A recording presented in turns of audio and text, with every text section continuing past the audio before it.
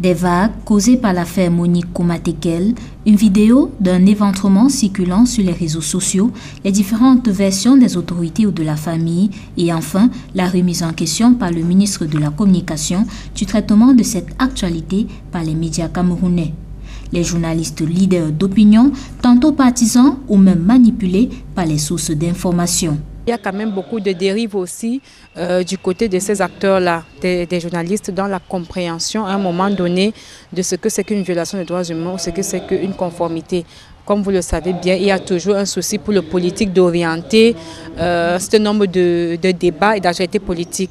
Mais nous voulons quand même que le journaliste qui doit rester professionnel devrait pouvoir aussi connaître de quoi il s'agit réellement pour finalement se départir de cette orientation de l'information qui existe, de cette direction à laquelle on veut donner à l'analyse des questions des droits humains au Cameroun. Un scandale qui s'est déroulé à l'hôpital Lakentini, offrant l'opportunité aux membres de la société civile d'évaluer les droits de l'homme au Cameroun. Le cas de Lakentini nous démontre vraiment que la question des droits de l'homme a encore beaucoup de chemin devant lui.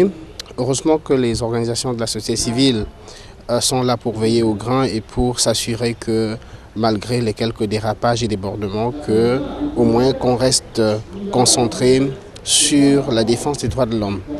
Une actualité utilisée comme prétexte pour faire des journalistes des faiseurs d'opinion indépendants, objectif de cet atelier de formation de 2 jours des hommes et femmes des médias sur les mécanismes de l'Union africaine et les engagements du Cameroun.